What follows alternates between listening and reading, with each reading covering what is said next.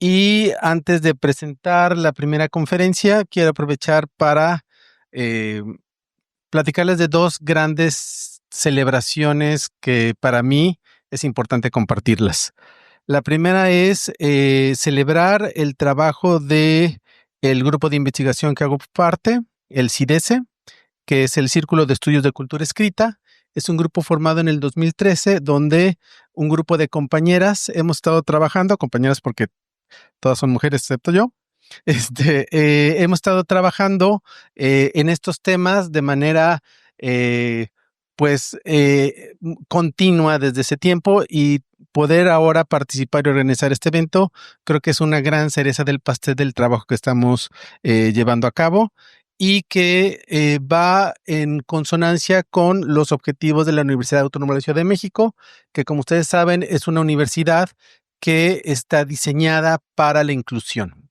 Entonces, eso me parece muy importante decirlo. También quiero celebrar que yo vengo de una familia de maestros normalistas, entonces estoy especialmente contento de estar aquí y recordar que mi abuela fue maestra rural en Colima, aquí muy cerquita, y que, pues, a pesar de que yo hago física, también hago temas de alfabetización académica porque me viene en la sangre, entonces celebro mucho esa parte de poder iniciar este compartir con las escuelas normales superiores, que me parece importante. Entonces celebro esa unión.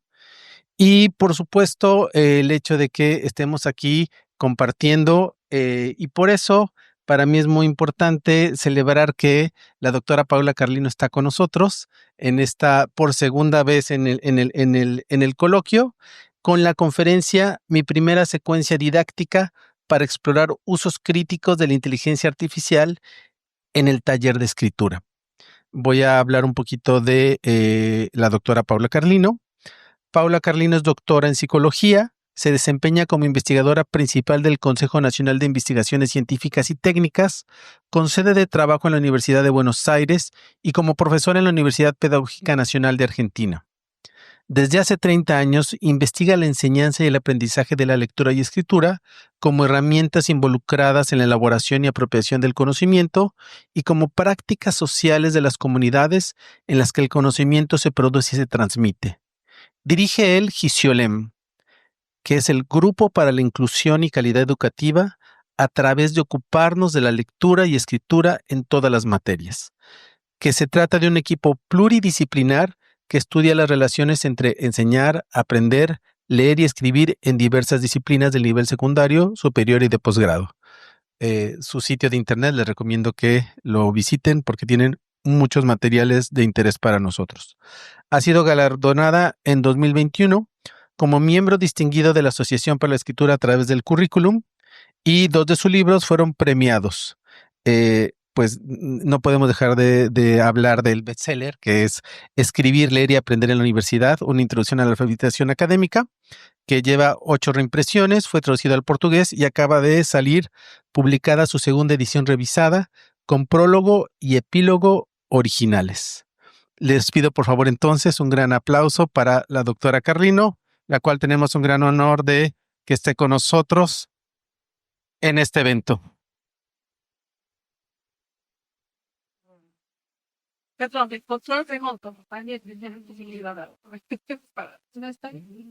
Quizás está acá. Ese disco que claro, no está todavía. Hola, ¿qué tal? Perfecto. Ya está encendido. Buenísimo. ¿Y cómo se empieza a proyectar? Porque tienen que transmitir desde ahí. Bueno, voy a empezar a hablar sin que todavía esté proyectado. Quizás se puede apagar esta luz para que vean mejor, ¿puede ser? ¿Sí? Es que tienen que escuchar más que tirar. No, claro, así es un poco... No, tanto no, porque... No, además quiero ver el... Perdón, voy a sacar mi... Quiero ver la hora.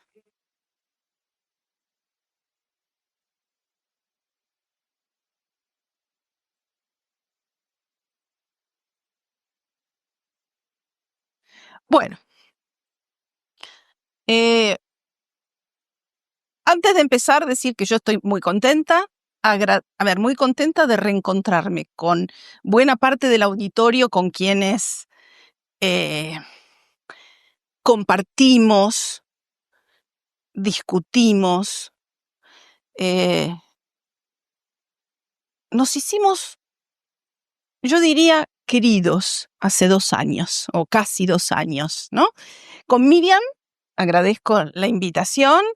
Nos conocemos hace más tiempo. Miriam estuvo en Buenos Aires. Con la profesora Teresa también. Nos conocimos ya cuando... Es mi segunda vez aquí en Hermosillo. Y estoy muy contenta de volver. Y a quienes no he conocido, estoy contenta de conocerlos. Entonces, bueno, yo ahora voy a compartir con ustedes algunas ideas muy en borrador. Lo tengo que decir así. Porque no es un tema del que yo soy experta. Ustedes van a decir qué cara dura, cómo es que presenta un tema del que sabe poco. Bueno, soy valiente, pero tengo que decir que no sé si hay muchos que saben mucho de este tema, porque a lo sumo saben lo que hemos aprendido. Me estoy refiriendo a la inteligencia artificial generativa, sobre todo desde el surgimiento del ChatGPT, que lleva solo 3 años, ¿sí? Entonces, es cierto, yo sé muy poco, pero otros quizás saben 2 años más que lo que yo me puse a entender este tema. O sea, bien, entonces, dicho eso, vamos a empezar. No, yo tengo que... A ver. Sí, pero yo estoy señalando para allá y hoy lo probamos. Y ahora no va. ¿Estará encendido esto? No es, yo estoy apuntando ahí, no va. Me dijeron que estaba encendido. ¿Alguien puede chequearlo? Hoy funcionaba.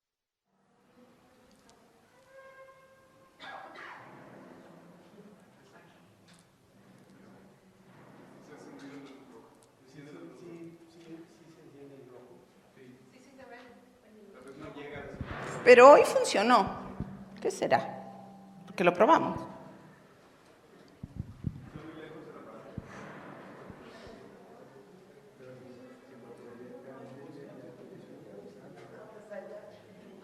A ver.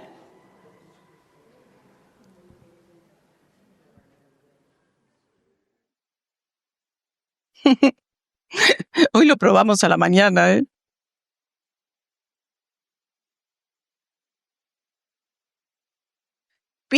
La pila.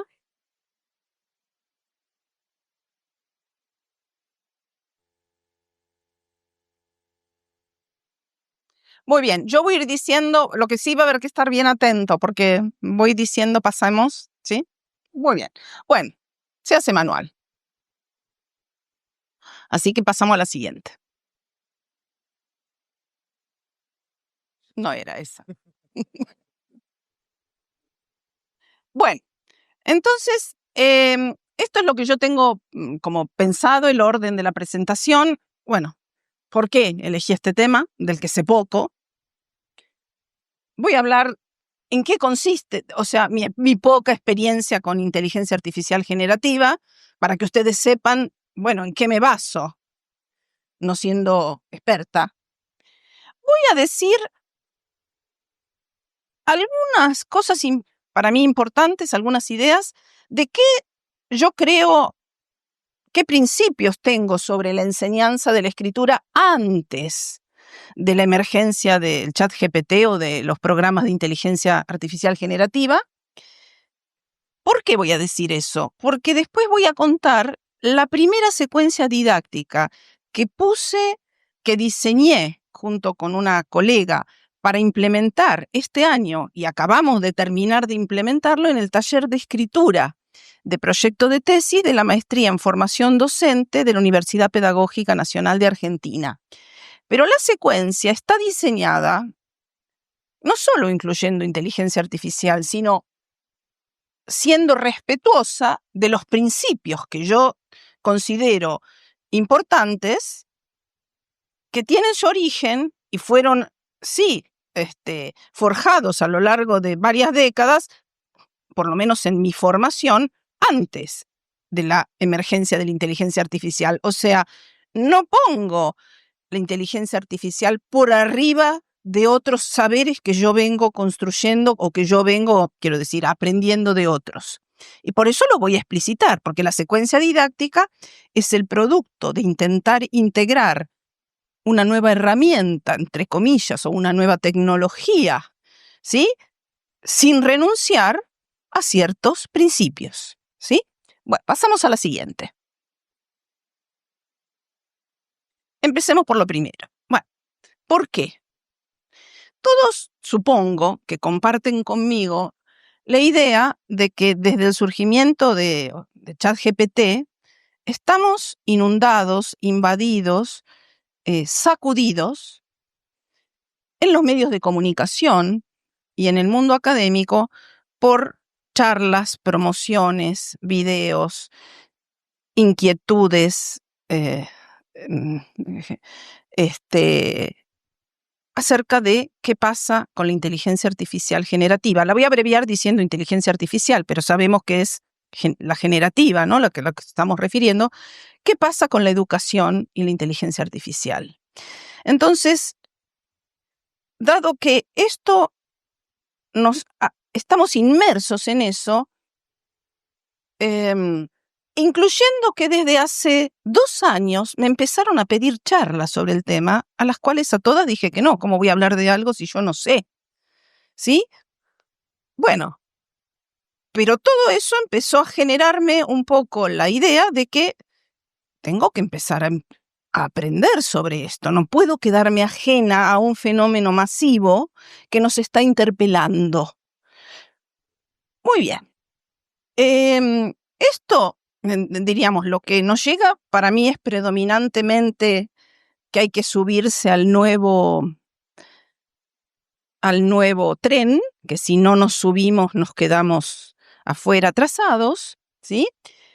Y estuve leyendo que hay toda una contracorriente que denomina a diríamos, a esta sensación de que, o a esta difusión de que necesitamos involucrarnos en esto porque este es el futuro y no hay otra cosa, lo llaman hype, o sea, inteligencia artificial hype. Y yo no conocía esa palabra y entiendo, por lo que fui a buscar, que significa exageración propagandística o bombo publicitario, como que hay algo que no necesariamente es lo que se está vendiendo acerca de la inteligencia artificial. Esa es una actitud crítica, pero diríamos, a la vez, con algunos colegas, empezamos a pensar, bueno, los riesgos, ¿no? ¿Qué es esto? Esto de que escriban y exista la posibilidad de que digan lo que pensé, de que el sistema nos diga algo que pensemos. ¿Qué pasa con nuestro pensamiento? Bueno, empecé con estos temores, diríamos, invadida por la necesidad de decir sumate, sumate, sumate, y dije, veamos. Veamos quiere decir, vamos a abordar esto con actitud investigativa. O sea, no vamos a ser tecnofóbicos, no vamos a ser sometidos a la moda. Vamos a explorar. Y esa es un poco la propuesta de lo que yo vine haciendo desde entonces. Pasamos a la siguiente. Bueno, este es un ejemplo de un artículo que apareció hace 2 meses en una revista cultural argentina, que tiene una actitud crítica, que es interesante, está escrito por cientistas sociales, ¿sí? Y en donde, justamente, acá yo no leo, dice, el ser humano está siempre a un prompt de distancia de perder su esencia, la capacidad de pensar. Y sigue desarrollando esta idea. Fíjense, estamos a un prompt de distancia de perder la capacidad de pensar. Y el artículo desarrolla esta idea. Bueno, pasamos a la siguiente. Les quiero mostrar un poco el universo en el que... perdón, antes de pasar. ¿Por qué? Fíjense, esto lo bajé en PDF, pero ya el PDF me ofrece, acá arriba, no leo nada, el resumen, y acá me dice que si no tengo tiempo, ¿cómo es? Ustedes pueden leer mejor, porque que dice para que, sí, como es muy largo, que use el resumen. O sea, ya estoy involucrada en algo que me aleja de la tranquilidad de poder pensar. Pasemos a la siguiente. Sin que yo haya pedido nada. Muy bien. ¿En qué consiste entonces esta corta experiencia? Y en realidad mi corta experiencia, primero era la sensación de estar, bueno, sí, desde que surgió en noviembre del creo que del 22, o sea, hace 3 años, fui a un congreso en febrero del 23, asistí a un panel, pero de hecho mi experiencia empezó más o menos en julio del año pasado, o sea, hace 1 año y piquito. Desde entonces, bueno, ¿por qué empezó ahí? Porque yo estaba escribiendo el prólogo a la 2ª edición de mi libro, del que comentó recién Marco, y había escrito ya un prólogo. Y yo siempre, o sea, cuando tengo textos que quiero que después sean leídos, se los doy a leer a lectores de prueba, y en general son mi familia y algunos colegas. Entonces se lo di a mi hijo, a mi papá, a mi marido, a 2 colegas, etc. Bueno, me los devolvieron con comentarios y mi hijo, que no lo leyó, me dijo algo. Sí, hijo 25 años. Hoy, mejor dicho, hoy cumple 26. Ayer cumplió 26. Me dijo, ¿por qué no lo escribiste con inteligencia artificial? Yo, cuando me dijo eso, al principio no dije nada, pero pensé, qué disparate. Y después me tranquilicé, o sea, no dije nada, y dije, voy a dejar este prólogo, voy a esperar. Y al cabo de 2 meses le pedí a ChatGPT que me escribiera el prólogo. Y empecé a interaccionar, y ahí fue la primera vez que usé ChatGPT. Eso, ¿sí? Bueno.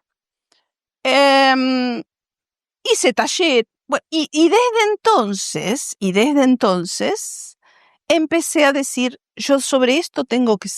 No sé nada, pero necesito saber. ¿Cómo voy a saber? Metiéndome paneles académicos que me anoto, escucho todo, ¿sí? Escucho charlas. Me doy cuenta que en las charlas, o en los paneles incluso, ¿quiénes son los que exponen? En mi corta experiencia, encuentro que hay pocos, o casi ningún, profesor de escritura. Muchos son tecnólogos. Hay economistas hablando de la inteligencia artificial para la educación. O sea, economistas que me dicen que yo tengo que usar inteligencia artificial porque me resuelve todo en la educación. Hay Bueno, quiero decir, hay pocos pedagogos, pocos profesores de escritura. Sin embargo, todo el mundo habla de todas las bondades en general de usar estas herramientas para nuestra enseñanza. Hice 2 talleres interesantes, uno de la Universidad de Córdoba de Argentina, otro de un consorcio de universidades europeas, y empecé a hacer revisiones de bibliografía. ¿Qué encontré en la bibliografía? ¿Qué predomina? Pero revisiones sistemáticas. Predominan claramente artículos que dicen en qué porcentaje y cómo usan la inteligencia artificial los estudiantes.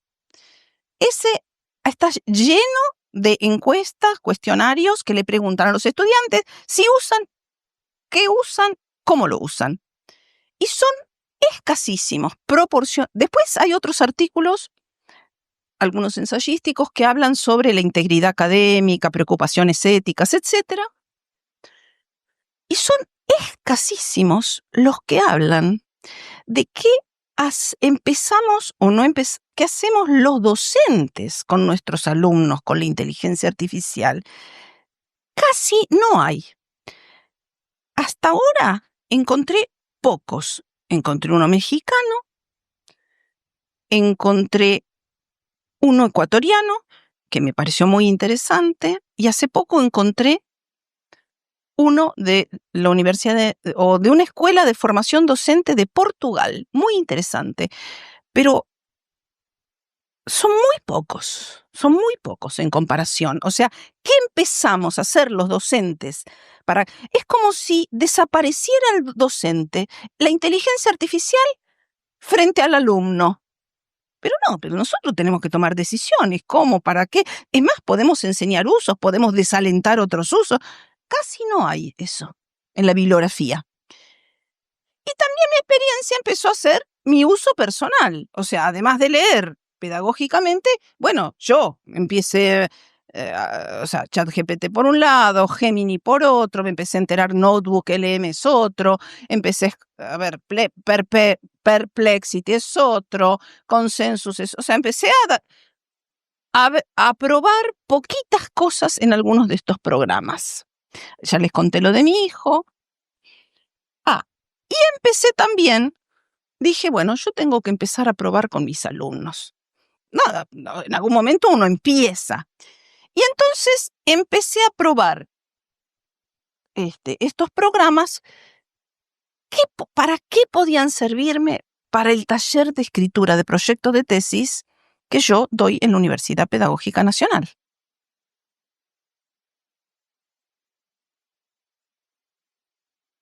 Lo que hice fue, entonces, con una colega, con Carolina Roni, que es la otra profesora del taller paralelo que hay también en la misma universidad, diseñamos una secuencia que es la que hoy quisiera comentar. Que no es la secuencia como modelo, es lo que hicimos y sobre eso es lo que vamos a analizar. Pasemos a la siguiente, por favor. Bueno, y entonces estoy atenta a todas las noticias, me llegan en el celular Entonces, fíjense, solamente compartir. En la Argentina se anula el fallo de un juez porque se le filtró en la sentencia una frase que no tenía que haber estado. Y la frase es: aquí tienes el punto 4 reeditado, sin citas y listo para copiar y pegar. A ver, Imán, este fallo, ¿sí? Fue declarado nula. Mandaba preso a alguien. Pasemos a la siguiente. Bueno, videos. Traje 2 porque están vinculados con México, porque dije, voy al coloquio de México que escuché. Este es un profesor, en realidad, mexicano de Campeche, pero trabaja en Australia, en la Universidad de Monash. En realidad, no es pedagogo. Creo que es ingeniero informático, o sea, viene de las tecnologías. Y le escuché este video, que después les puedo compartir el link, que me pareció que decía algunas cosas que valen la pena. En Australia hay un ámbito académico interesante. Pasemos al siguiente. Acá todo esto es de hace 2 meses, ¿eh? O sea, son muy recientes, porque en esto es eso, un video del 2023 ya no me sirve. Este panel, ¿sí? Está hecho, bueno, por 2 tecnólogos, pero a mí me interesó la doctora Gabriela Méndez Cota. Es una filósofa de la tecnología, trabaja en se llama Iberoamericana, ¿puede ser? La Ibero, bueno. Tiene una actitud muy crítica, ¿sí? Pero con muchos conceptos, fuera del sentido común. A mí me enseñó este video, para mí hay que escucharlo. Después les comparto, pasemos. ¿Por qué estoy trayendo cosas que me gustaron? Porque hay un montón de otras cosas que son del sentido común, que hay alguien que se pone a hablar y dice lo que uno podría decir sin haber estudiado nada, ¿sí? Entonces, hay que hacer una selección. Lo que pasa es que para hacer una selección uno tiene que ver las otras miles de cosas que no selecciona. Pasemos al siguiente, por favor. Bueno, paralelamente a esto también está el costado económico, porque vamos a ver que la inteligencia artificial tiene muchas dimensiones. Y creo que para poder entender tenemos que meternos con todo.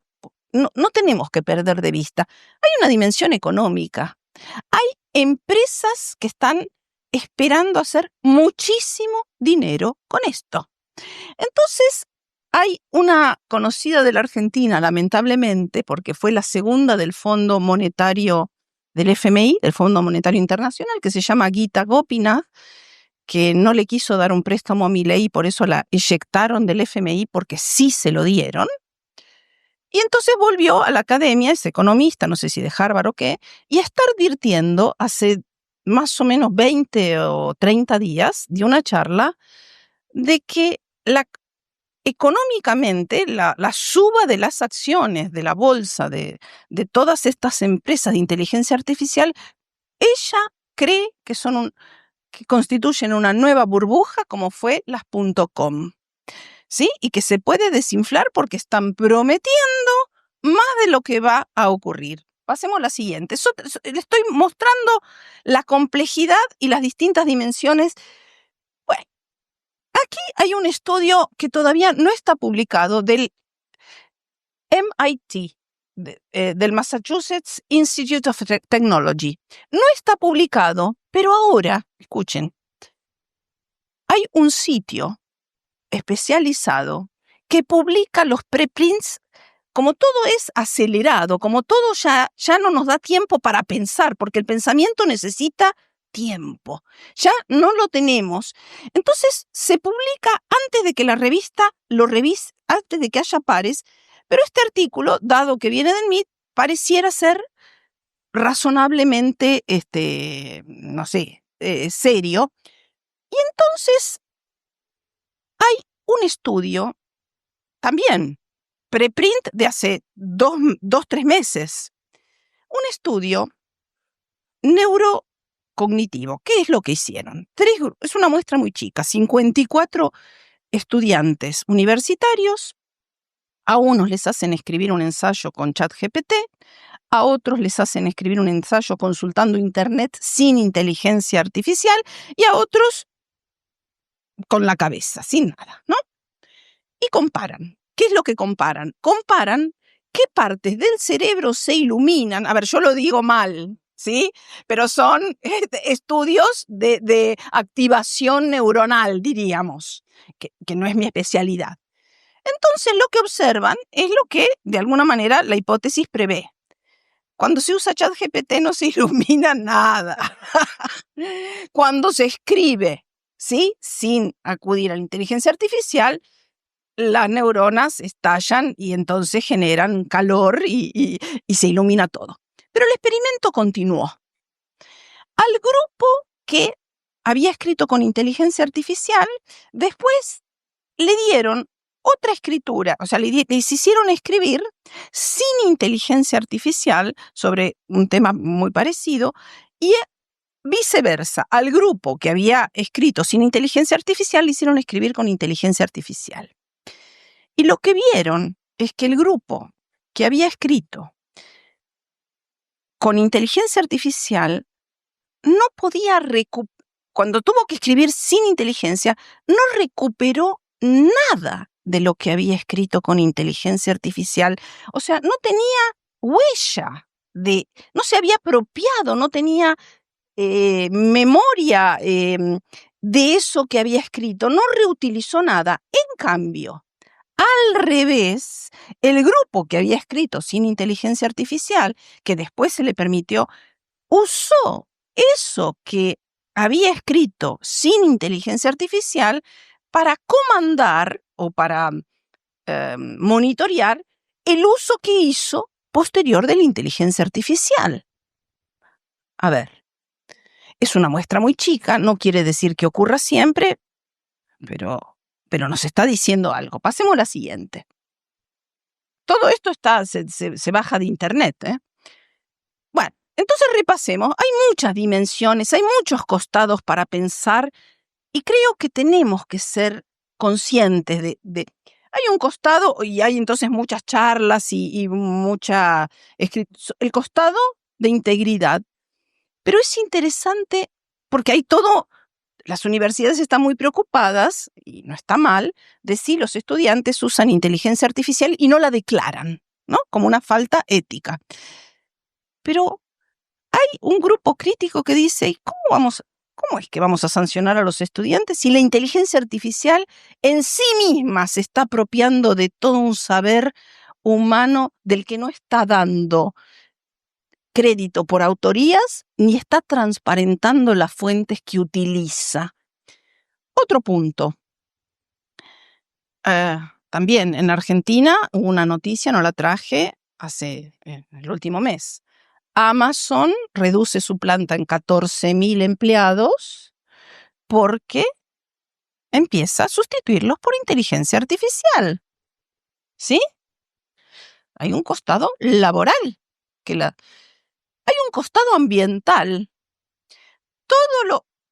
Fíjense, incluso cuando hacemos búsquedas en Google, ¿vieron que ahora apareció Google ahí?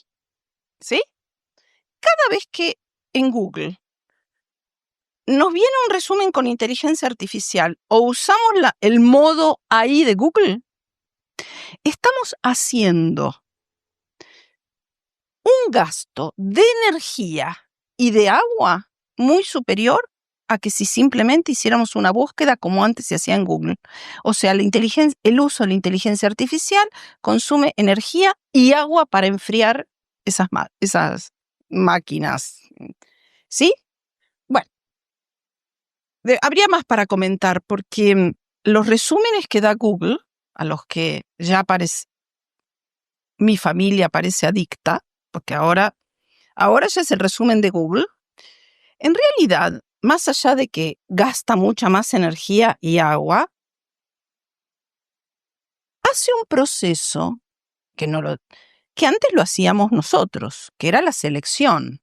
Cuando nosotros consultábamos, nos daba una serie de links y nosotros, es cierto, hay links patrocinados, pero decía patrocinado, y evidentemente el algoritmo posicionaba o sigue posicionando los links en un orden que no es neutro. O sea, había una manipulación. Pero sin embargo, conservábamos todavía la potestad de discriminar en todas esas fuentes, todos esos links que aparecían, cuál queríamos consultar y por lo menos algunos podíamos hacer una selección basada en a dónde nos reenviaba ese link. Nos reenviaba a una empresa comercial, nos reenviaba a una universidad, nos reenviaba. El resumen no nos informa de dónde viene eso. El resumen que nos da la inteligencia artificial nos está impidiendo, por decir así, por un lado nos facilita, pero a la vez, uno diría, nos impide hacer nuestra propia selección con nuestro propio criterio. no es trivial. Además de que consume mucha más energía. Costado comercial, ¿sí? O sea, hay mucho dinero en juego. Hay un costado cognitivo que tiene que ver, y este es el temor con el que incluso con mi compañera Adelaida, amiga, en la cola del teatro venía hace 1 año y medio, discutíamos, pero ¿cómo? Esta tecnología no es lo mismo que otras. ¿Qué? Ahora, ¿qué va a pasar? ¿Van a quedar totalmente colonizadas las cabezas? ¿Se va a delegar todo el pensamiento? ¿Sí? Esta cuestión de la delegación cognitiva. Y fíjense que hay estudios que ya empiezan a ver merma cognitiva, que en los estudios lo llaman deuda cognitiva. No sé por qué usan la palabra deuda. ¿Sí? Yo le pondría merma, pero bueno. Por otro lado, también hay una desigualdad que plantea esto, porque hay herramientas gratuitas y herramientas de pago. Pareciera que las de pago ofrecen muchas más cosas y son, no sé, pero limitan el acceso. Y hay un costado educativo, pedagógico, didáctico, es ¿qué hacemos los docentes frente a esto? Y ninguno de estos niveles se reduce al otro, ¿sí? O sea, creo que hay que conocerlos, pero no queda resuelto. Quiero decir, hay un nivel en donde si no lo hacemos nosotros, que somos educadores, no lo va a hacer ni el tecnólogo, ni el economista, ni el que hace marketing, ni el que trabaja en seguridad laboral. Hay un nivel pedagógico. ¿Qué hacemos? Y por eso es que hace 1 año dije, no me puedo quedar al costado. Y por eso es que soy valiente de presentar algo de lo que sé poco. La siguiente. Bueno, principios, o por decir así, mis ideas sobre la enseñanza de la escritura antes de la inteligencia artificial. Ideas a las que no puedo renunciar, porque diríamos, tienen que ver con mi formación, con mi experiencia. Veamos. Quizás esta idea se las compartí en el coloquio anterior, ¿no? Que desarrollé esta idea. Y que está desarrollada, vuelvo, en un artículo que también cité en el coloquio anterior, que fue publicado en México en el 2013. El artículo que se llama Alfabetización académica 10 años después, en la Revista Mexicana de Investigación Educativa. Para mí, la enseñanza de la escritura, para que no pierda sentido y para que los estudiantes puedan, fíjense, aprovechar esa enseñanza, o sea, para que haya aprendizaje, para que los alumnos se lleven puesto algo de lo que enseñamos y no enseñamos, pero después no sabemos qué ocurre. Para mí necesita que nosotros les demos herramientas sobre la escritura, no anticipadamente a que necesiten escribir algo de verdad, sino cuando tienen que escribir lo que necesitan escribir con un contenido, ¿sí? Que no es ad hoc que se lo ponemos nosotros. Y para mí esto adquiere 2 modalidades. O bien, enseñar en las materias, integradamente, entrelazadamente, la escritura cuando enseño una materia, ¿sí? O bien, si yo estoy en un taller de escritura, que ahora voy a tratar sobre eso, ¿sí? El taller de escritura no lo voy a organizar con ejercicios. Lo voy a organizar para acompañar una producción auténtica que los estudiantes necesiten realizar. ¿Sí? Y de esa manera voy a poder situar mi enseñanza en lo que están necesitando aquí y ahora. ¿Sí? En el taller de escritura que yo doy, hacemos eso, porque lo que hacemos, y por eso lo organizamos de esa manera, es durante 1 año y medio, dura 1 año y medio. Tuvimos que cambiar el calendario, diríamos, curricular, que habitualmente las cosas duran 1 semestre o 2 semestres o 1 año. Bueno, se pudo hacer, dura 1 año y medio. Para que ellos salgan del taller con un proyecto de tesis en la mano y que el taller no solo enseñe, sino que acompañe la elaboración auténtica de ese proyecto de tesis. Pasemos a la siguiente. Bueno, acá voy a traer otras ideas que también son previas a inteligencia artificial. Y lo dejé en blanco para que lo pensemos entre todos. ¿Para qué se escribe? ¿Y para qué se pide escribir? Pensemos en las situaciones de trabajo. Olvidémonos de que estamos en un ámbito de enseñanza. Cuando, ¿sí? Alguien escribe en su trabajo, ¿sí? Hay muchos trabajos donde se escribe. El ingeniero escribe, el médico escribe, el enfermero escribe, la enfermera escribe, ¿cómo? El juez escribe, bueno. ¿Para qué se escribe cuando en un trabajo?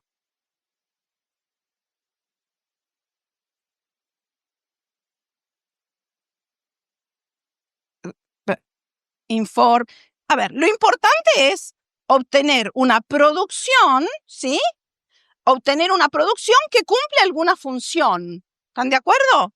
O sea, el producto, el que escribe para lograr un producto que cumple una función dentro de ese ámbito laboral. Muy bien. Pensemos para qué se escriben las instituciones educativas. Para ser evaluado o, muy bien, demostrar conocimiento y ser evaluado. O, supongamos, no,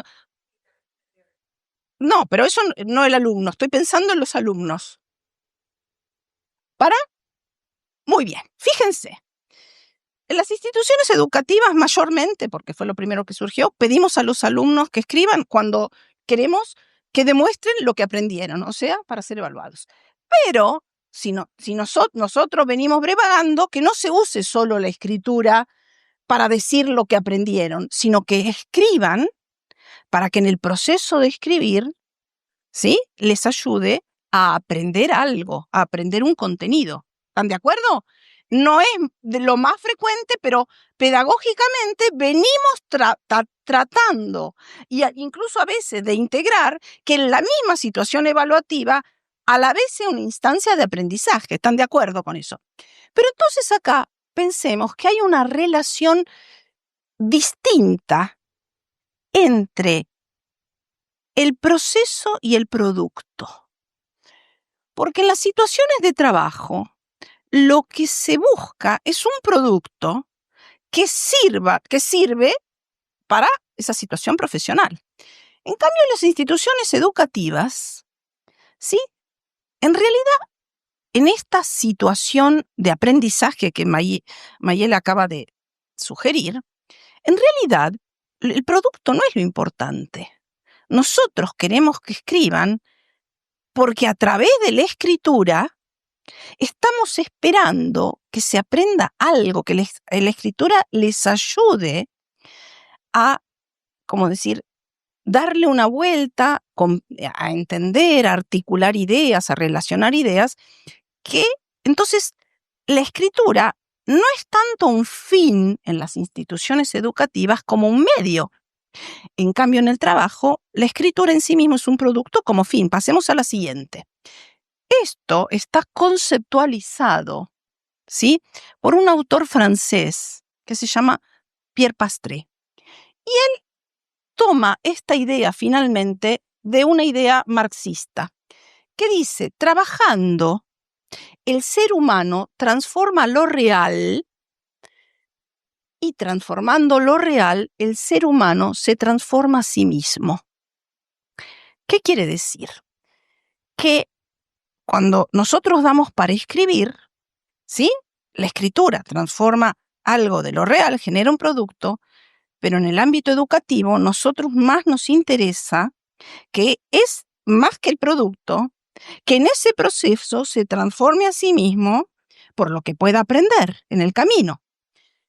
Y entonces Pastré sigue diciendo, en las situaciones naturales, o sea, fuera del ámbito educativo, la finalidad de la acción es la de la actividad productiva, o sea, lograr el producto escrito, ¿no?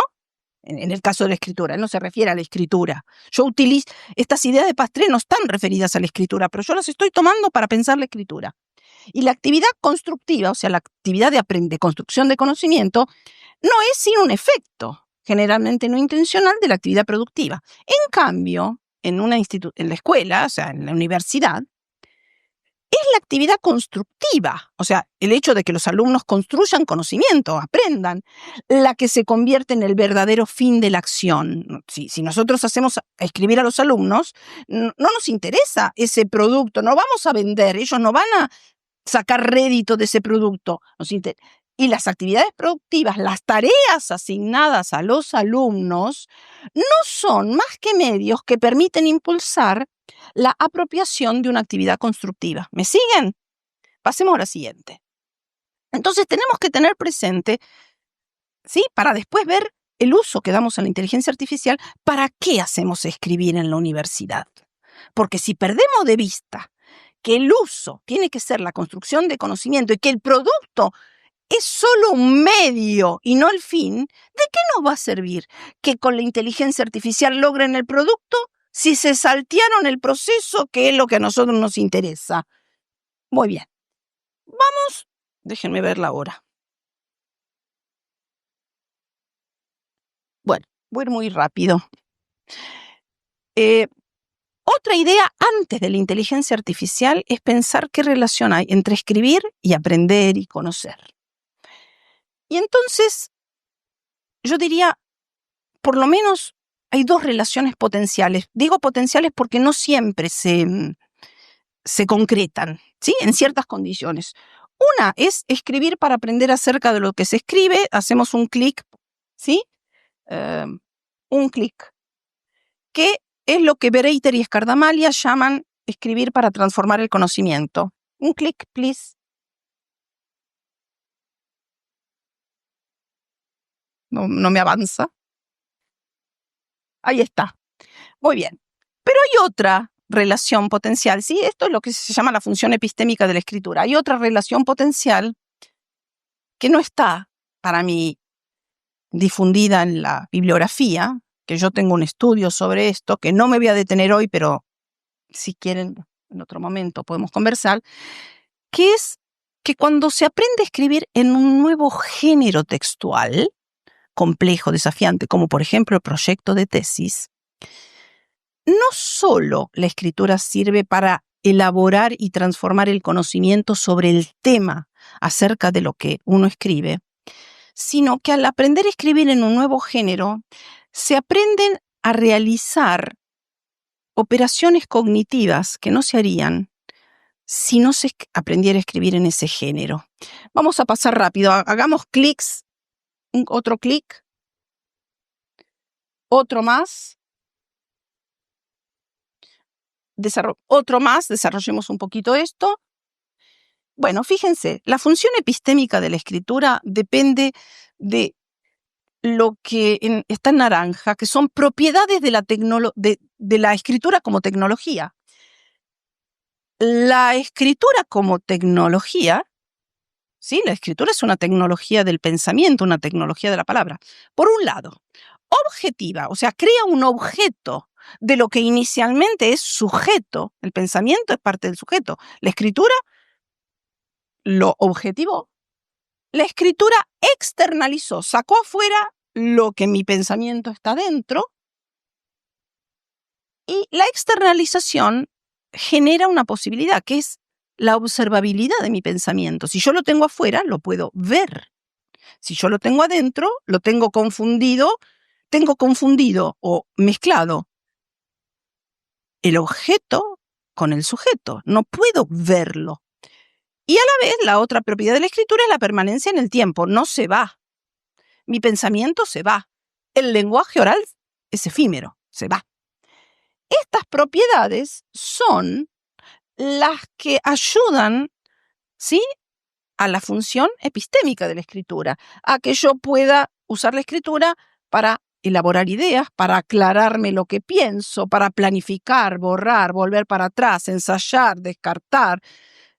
Permite que yo sostenga mi concentración, enfoque ideas abstractas, ¿sí? Avance, si algo dejo en reposo, vuelvo, ¿sí? Compare, bueno, todo todo esto está descrito mucho en la bibliografía, es la función epistémica de la escritura. Pasamos a la siguiente. Bueno, esto muy rapidito. Estos son autores que han trabajado este asunto, ¿sí? La función epistémica de la escritura habla de que la escritura es un método para pensar y no solo para decir lo que ya pensé, ¿sí? Estos autores, Carter, Miller y Penrose, hablan de que escribir es un proceso intelectual y no solo un producto textual, y es por eso que en las instituciones educativas intentamos que la escritura sirva para aprender. Bueno, Bereiter y Scardamalia tienen un modelo que contraponen decir el conocimiento o transformarlo al escribir, y estos autores precisamente hablan que se transforma el conocimiento cuando se genera una dialéctica, lo que ellos llaman entre el espacio de contenido y la situación, retórica. Vamos rapidito con esto. Y me gusta esta idea, que tiene que ver con la función epistémica de la escritura, que dice, ¿cómo puedo saber lo que pienso si no veo lo que digo? ¿Sí? ¿Cómo puedo saber lo que pienso si no veo lo que digo? Pasemos a la siguiente, voy a tener que ir así muy rapidito. La otra relación potencial entre escribir y conocer tiene que ver con aprender un nuevo género, que entonces lo que se transforma no es solo el conocimiento acerca del tema sobre el que escribo, sino que se transforma lo que yo en mis capacidades cognitivas puedo hacer, yo como conocedor. Pasemos al siguiente. Bueno, aprender a escribir en un nuevo género implica aprender a hacer, a desempeñar, a realizar un trabajo intelectual típico de ciertas comunidades especializadas, típico, ¿sí?, de cierto sistema de actividad ¿sí? Implica hacer algo cognitivamente que yo no estoy acostumbrada y, por lo tanto, tras aprender y, por lo tanto, enseñar a escribir en un nuevo género, no atañe solo a enseñar y aprender rasgos formales de la escritura, sino a hacer algo con el pensamiento, que si yo no escribiera en ese género, no lo tendría que hacer, no lo sabría hacer. Pasemos a la siguiente. Entonces, fíjense, aprender a escribir un nuevo género no es solamente aprender a desarrollar capacidades comunicacionales, lingüísticas, discursivas, sino a ejercer un quehacer intelectual de pensamiento, de razonamiento, típico de ciertos grupos sociales en donde circula ese género. A través del aprendizaje de los géneros textuales, me empiezo a parecer cognitivamente a los miembros de esa comunidad en donde esos géneros se leen y se escriben. Porque empiezo a hacer un trabajo intelectual similar al que hacen esas personas. Siguiente. Fíjense, el escrito, por ejemplo, el proyecto de tesis, da carne a ese quehacer intelectual. Clic, de nuevo, damos un clic. Y el hecho de escribir en ese género tracciona, o sea, tira para que yo tenga que ejercer ese quehacer. Porque no puedo escribir un proyecto de tesis sin pensar de la manera en que se piensa en las comunidades donde circulan los proyectos de tesis. Pasemos al siguiente. Bueno, ahora sí. Tenemos acá una imagen con inteligencia artificial, porque también sirve para esto, ¿sí? Que está con el arco de triunfo y que, como todos dicen, llegó para quedarse. Bueno, clic de nuevo. Pero, si llegó para quedarse, nosotros no nos vamos a someter, sino que vamos a problematizar cómo es esto, ¿sí? Porque para eso nos formaron. Seguimos. Nos formaron críticamente y honramos esa formación. Otro clic, por favor. Bueno, entonces, esto fue lo que yo me propuse, ¿no? ¿Para qué y cómo damos cabida a la inteligencia artificial generativa en nuestras clases sin menoscabar, fíjense, la función epistémica de escribir y la otra relación de la escritura y conocimiento que les acabo de contar, sin menoscabar el desarrollo de funciones psicológicas superiores que está vinculado al aprendizaje de nuevos géneros. ¿Cómo hacemos para no perder eso que la escritura nos ayuda a que los alumnos puedan construir? Y por lo tanto, ¿qué delegamos? O sea, ¿qué dejamos de hacer? Y le pedimos que haga algún programa de inteligencia artificial generativa. ¿Y qué otras tareas formativas preservamos porque creemos que son imprescindibles para que los alumnos aprendan y construyan, ya sea conocimiento sobre un tema o construyan capacidades cognitivas a través del aprendizaje de la escritura? Esas son las preguntas. No tengo muchas respuestas. Eso es lo que estoy tratando de ver cómo. Pasemos a la siguiente. ¿Cómo? Bueno, es más o menos lo mismo. Bueno, pero agrega algo. Perdón, pasamos a la de atrás. ¿Podemos ir para atrás? Ahí. O sea, nosotros queremos, ¿sí?, que los alumnos, fíjense, acá me interesa esta parte. Si los alumnos no saben hacer esas operaciones cognitivas que decimos que ese quehacer intelectual, ese trabajo intelectual que el aprendizaje de un género les ayuda, ¿cómo van a controlar si la inteligencia artificial, el resultado que les da, está bueno? ¿No? Si yo no sé hacerlo y me lo dan, acepto cualquier cosa. Bueno, y lo mismo, ¿cómo hacer para que experimenten esa potencialidad epistémica del escribir antes que es la que me va a permitir también timonear y controlar a la inteligencia artificial? Ahora sí, pasamos a la siguiente. Bueno, entonces, esta es la pregunta. ¿Qué usos dar en el aula? En cualquier aula. Yo lo pienso en el aula de escritura, pero para mí esto es general para la enseñanza de cualquier materia. ¿Qué usos dar a la inteligencia artificial sin abandonar los pilares del pensamiento crítico? No aceptar sin considerar alternativas. No admitir sin ahondar en razones. Cuestionar. No dar por supuesto. No adherir antes de entender por qué. Evaluar las fuentes. ¿Cómo se llegó a esto? Poner a prueba. Problematizar con los alumnos, y esto es el marco sociopolítico, incluso geopolítico, podríamos también decir, a qué intereses benefician los algoritmos y la delegación de funciones en la inteligencia artificial. Pasemos a la siguiente.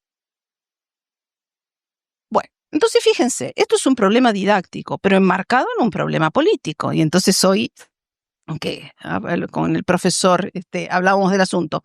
Entonces les traigo justamente un posteo de una polaca, ¿sí?, que es traductora. Hacemos un clic, que está en inglés y acá está traducido. Clic. Que no la conozco, pero está en Twitter, en X. ¿Lo leyeron? ¿Sí? A ver, es muy profundo.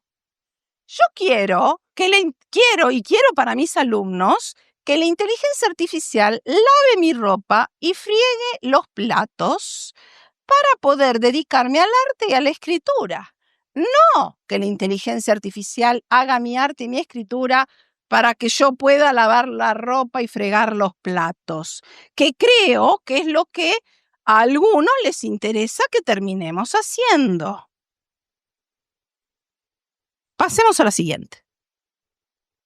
Bueno, secuencia didáctica.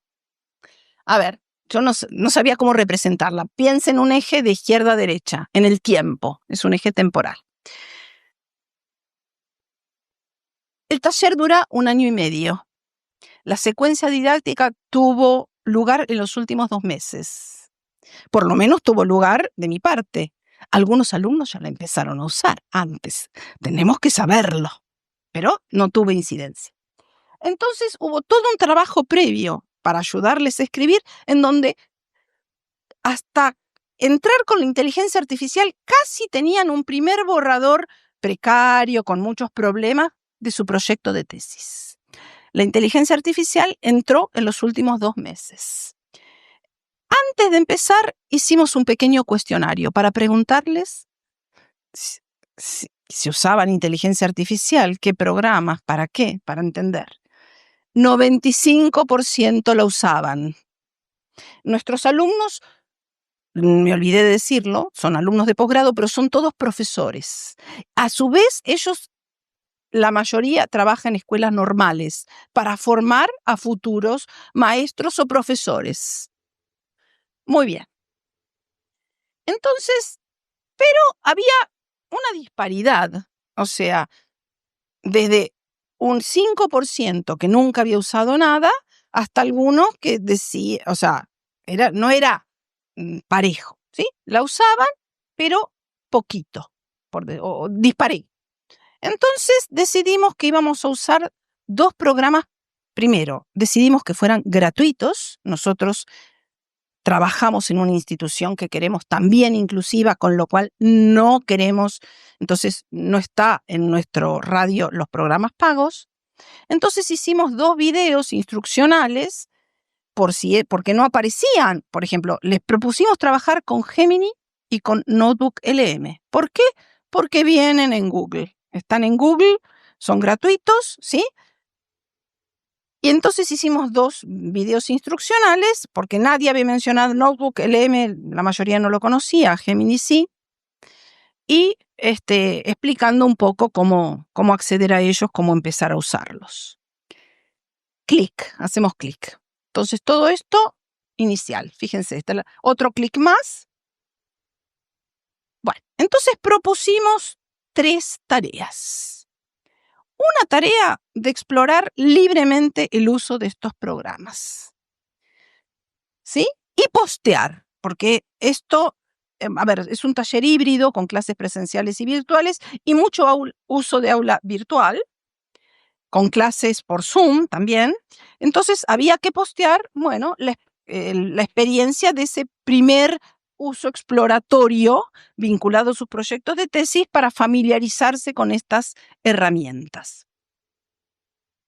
Otro uso, quiero decir, otra tarea, 2 semanas después, esto es una frecuencia quincenal, fue vimos que en sus proyectos de tesis estaba muy flojo el apartado antecedentes, muy flojo. Entonces dijimos, bueno, o sea, vendría bien si se puede enriquecer.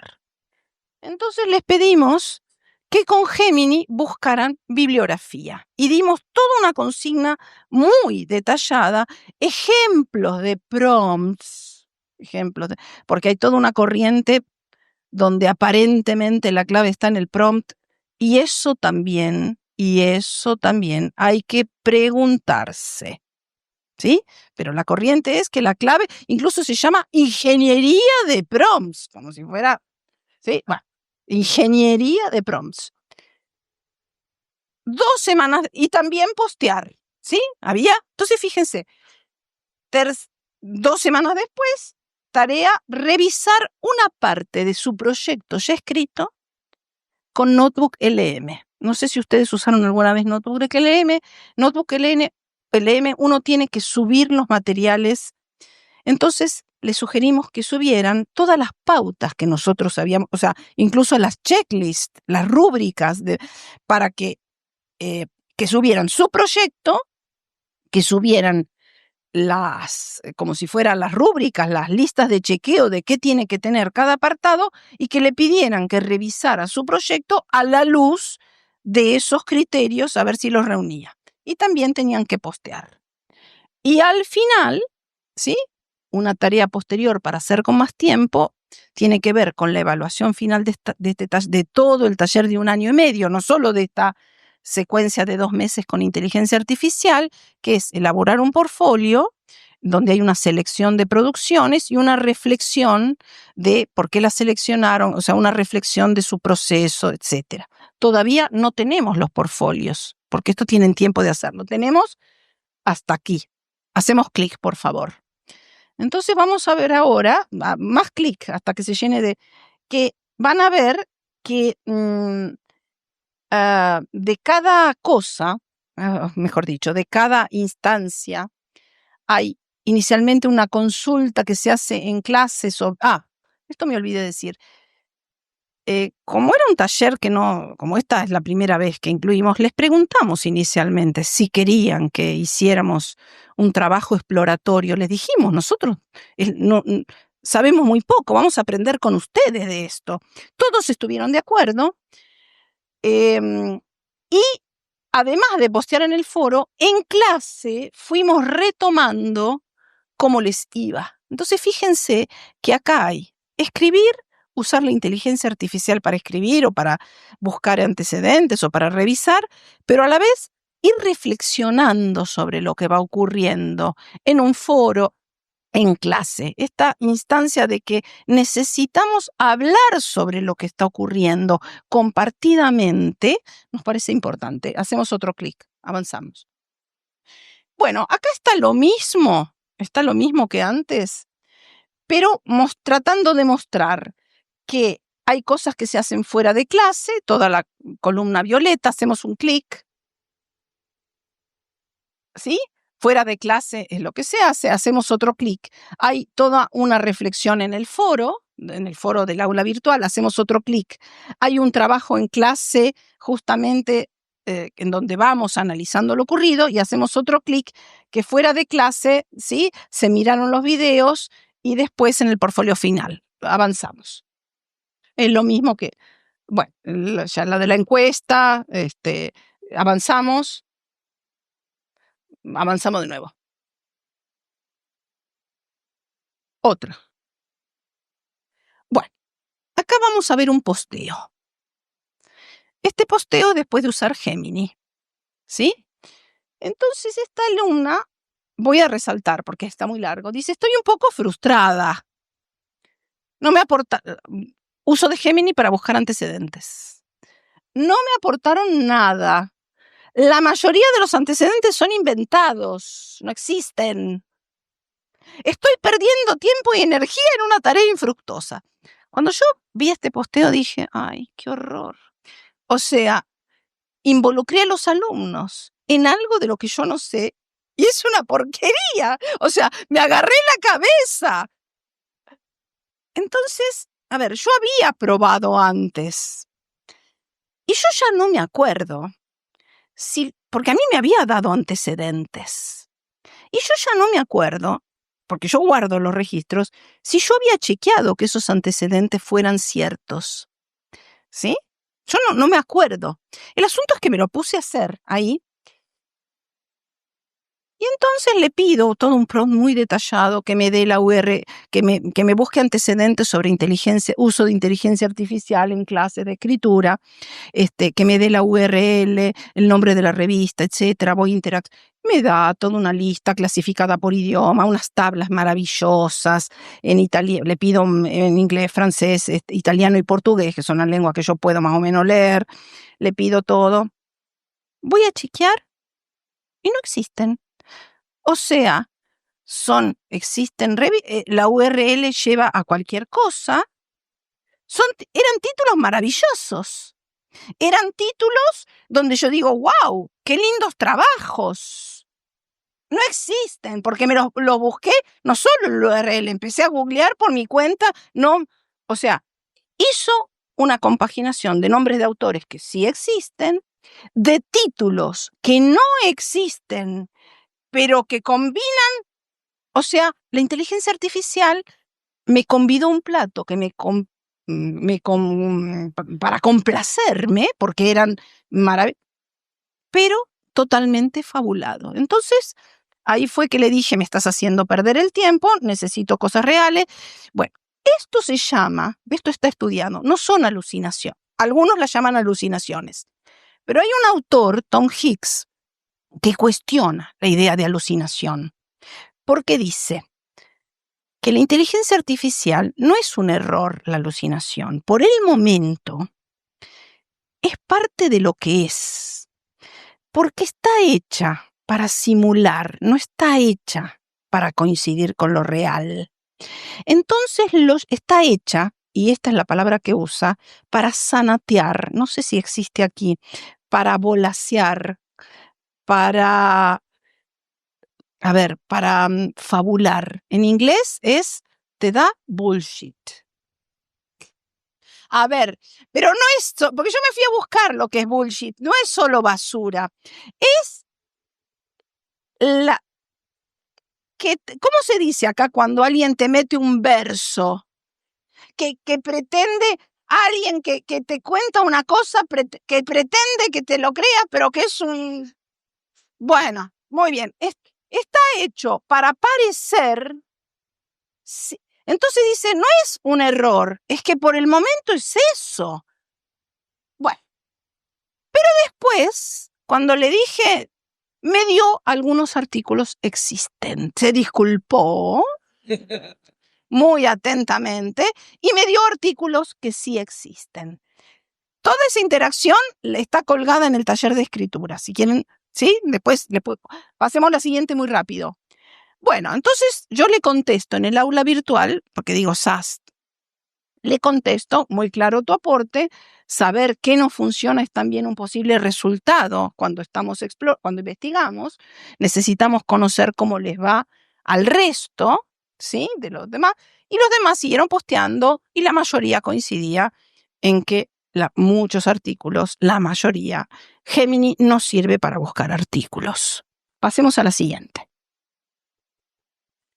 Esto es, en cambio, la otra tarea de utilizar Notebook LM para que revise, que ayude a revisar, si yo le subí mi borrador de proyecto de tesis y le subí como criterios que tiene que tener, que me ayude a revisar un apartado. Entonces, aquí un alumno, no, perdón, esta es mi respuesta, me salteé. El alumno dice que sí le sirvió. ¿Sí? Que le sirvió para revisar tal cosa, etc. Entonces yo contesto. Y entonces yo le digo, qué bueno que le funcionó a Cristian, y digo, supongo que él está chequeando el resultado, porque lo que yo pedí fue que el resultado que diera Notebook LM que a ellos les pareciera pertinente lo sombreara en verde, y los resultados de revisión de su proyecto que les diera Notebook LM y que ellos consideraban, pues yo les puse, chequeen, desacertados pónganlo en rojo, ¿sí? Eso fue, porque quiero decir, el control lo tiene que hacer el humano, después de haber cursado el taller casi, o sea, 2 meses menos que el taller completo. Entonces le digo, qué bueno que supongo que Cristian realiza su valoración positiva de resultado a partir de evaluar el resultado obtenido, contrastándolo con lo que él sabe y yo he aprendido en este taller sobre qué esperar de cada apartado del proyecto de tesis. Y le pongo, lo subrayo para que pensemos si podríamos haber delegado en cualquier programa de inteligencia artificial esto u otras tareas antes de haber trabajado y movilizado de parte de ustedes cierto conocimiento del género proyecto de tesis y del tema porque no habría conocimiento con el cual controlar el resultado. Pasemos a la siguiente. Y sigo diciendo, y acá me interesa, les comparto, les digo a los alumnos, este es el mismo posteo anterior, pero no me entraba en una diapositiva, lo que está en violeta, pero como acá no lo puedo, a ver. Esta es un grupo, porque en esto de tratar de ver quiénes publican algo que educativamente valga la pena, descubrí un grupo de la Universidad de California en Irving, que viene trabajando sobre tecnologías digitales en educación hace mucho tiempo. El investigador principal se llama Mark Warshauer, y acá les compartían a los alumnos esta frase: para hacer que la inteligencia artificial refine eficazmente su resultado, los estudiantes deben tener cierto conocimiento de qué resultado necesitan y de lo que éste debe contener. Esto requiere de parte del estudiante conocimiento sobre el contenido y también pensamiento crítico. ¿Sí? Esto es un artículo de este año. Bueno, y después, comenté más cosas, etcétera. Pasamos a la siguiente. conclusión más que provisoria, porque quiero decir, una experiencia. 1. Necesitamos incluir la inteligencia artificial, pero con una reflexión antes, durante y después de usarla, para ir viendo con los alumnos, precisamente para ser críticos. Por otro lado, creo que sería difícil usar la inteligencia artificial sin antes haber ayudado a los alumnos a construir conocimiento sobre lo que se espera para que ellos puedan si no saben cómo es un apartado del proyecto de tesis, si no saben cómo van a promptear algo, cómo van a darle insumos, cómo van a controlar el resultado de la inteligencia artificial si no tienen conocimiento. Segundo, tenemos que pensar los docentes, por lo tanto, en qué aspecto, o sea, para qué y en qué momento de la escritura queremos ayuda de la inteligencia artificial y si la queremos sobre contenido, sobre forma, etc. Y no tenemos que perder de vista que además de la dimensión pedagógica, hay todas las otras dimensiones comerciales, geopolíticas, laborales, etc. Y eso también empezar a compartirlo con los alumnos. En el aula virtual yo les fui compartiendo artículos, lo que salía publicado de Amazon, etc. Pasemos a la siguiente, ya estamos. Y esto es para concluir y para pensar. A ver si saben de dónde es. Buenos días, dijo el Principito. Buenos días, dijo el mercader. Era un mercader de píldoras especiales que aplacan la sed. Se toma una por semana y ya no se siente necesidad de beber. ¿Por qué vendes eso?, dijo el Principito. Es una gran economía de tiempo, dijo el mercader. Los expertos han hecho cálculos, se ahorran 53 minutos por semana. ¿Y qué se hace con esos 53 minutos? Se hace lo que se quiere. Yo, se dijo el Principito, si tuviera 53 minutos para gastar, caminaría tranquilamente hacia una fuente de agua. O sea, lo que la píldora le ayudó a ahorrar. Acá terminamos. Gracias por estar.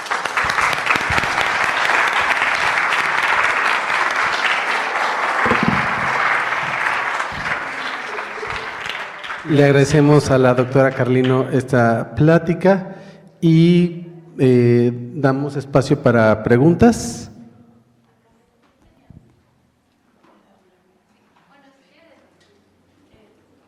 Me encantó, pero creo que te tienen que porque si no,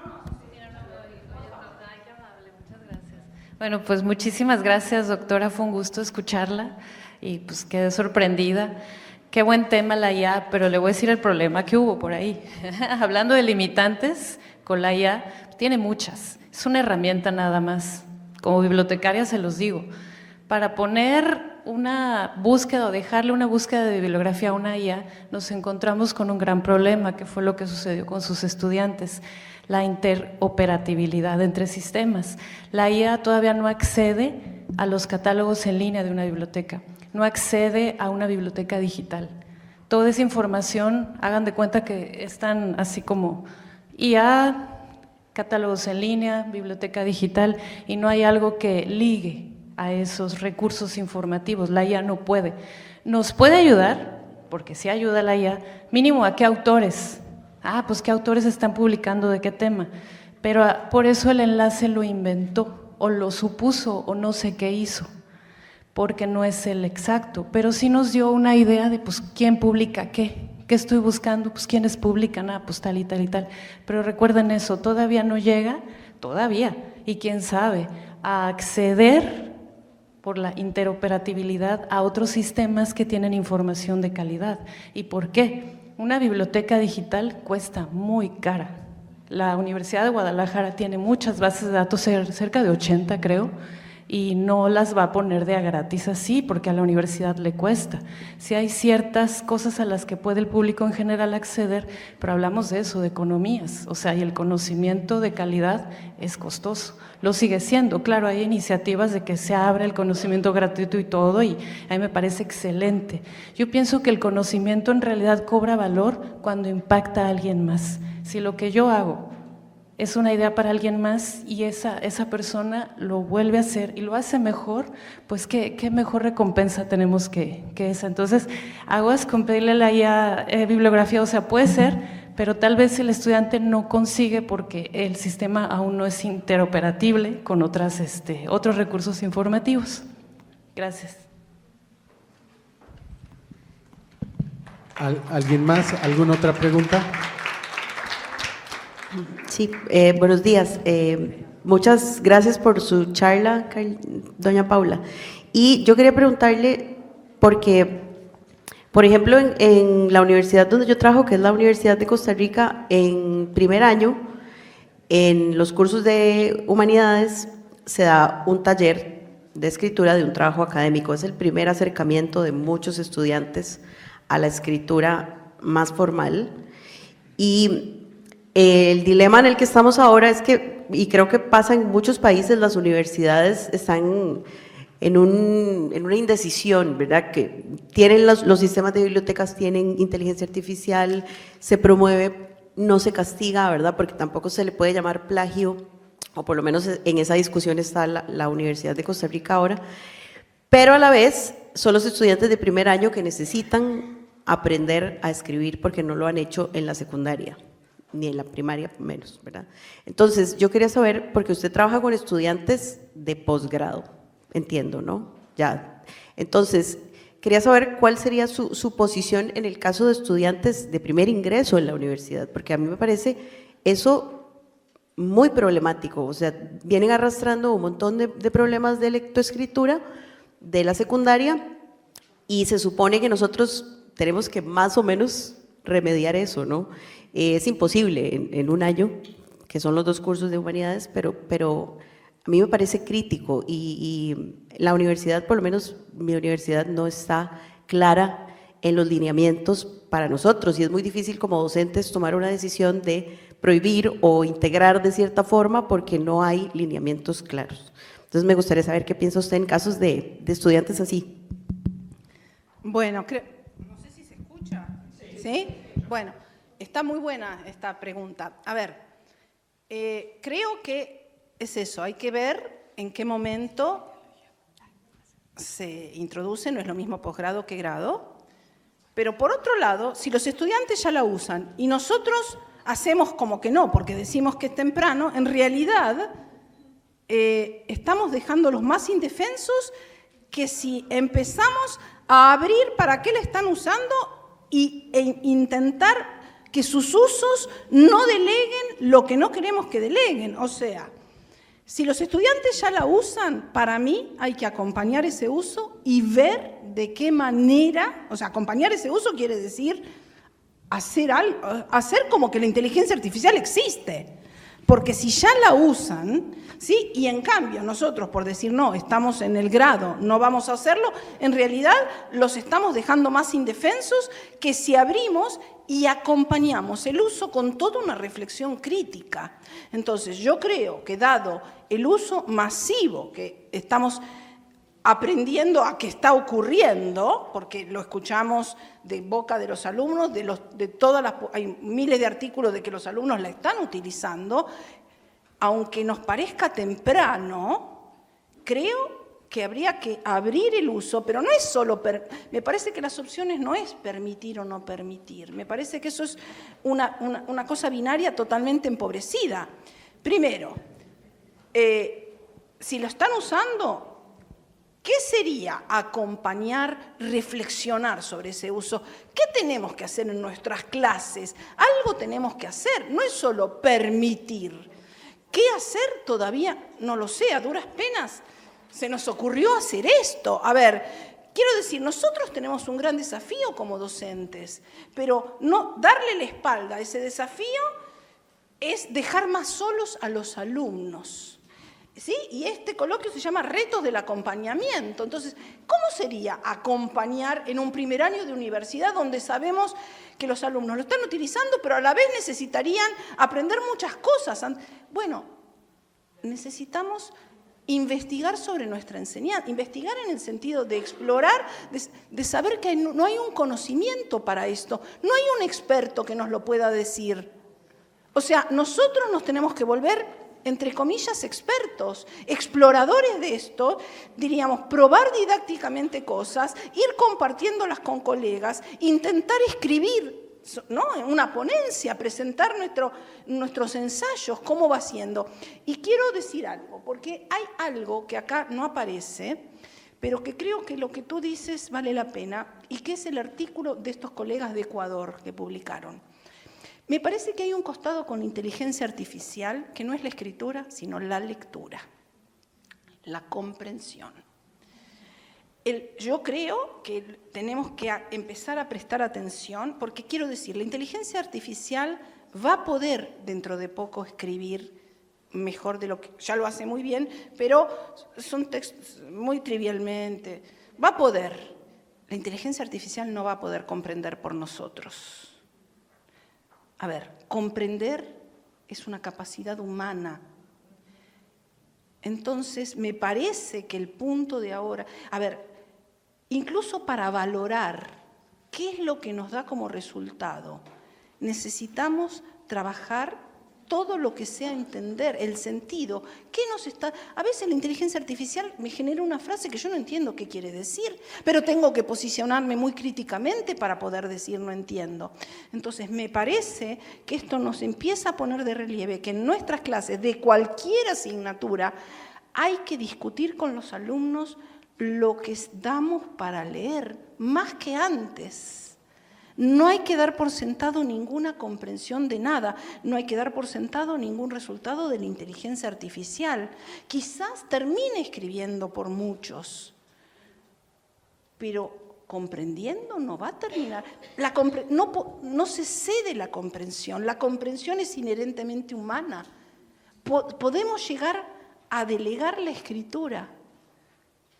Comprender ocurre en cada uno, no se delega. Y el estudiante que no comprende se volvió preso de la inteligencia artificial. Entonces, me parece que nos abre al tema de que entender lo que damos para leer, entender el resultado de la inteligencia, discutir sobre eso, no tener vergüenza de decir, no entiendo esto, porque creo que lo crucial es entender ahora, me parece. Muchas gracias. Vamos a dar paso a una última pregunta. Hola, buenas tardes, creo, ¿no? Ya. Días, tardes, no lo sé, todavía tengo como la hora de… Yo vengo de Veracruz, mucho gusto en conocerla. La verdad es que vengo además como representando a un montón de mis compañeros que admiramos su trabajo y que finalmente creo que sí somos parte de este movimiento de repensar las formas en las que estamos acercando actualmente los contenidos en las aulas, ahora de nivel superior, ¿no? Yo estoy haciendo una investigación para la Universidad de Guadalajara de literacidad corporal justamente, y es ahí donde quiero poner acá un poco en la mesa el término de literacidad que nos ha ayudado muchísimo a nosotros también a comprender y a replantear lo que hacemos como docentes.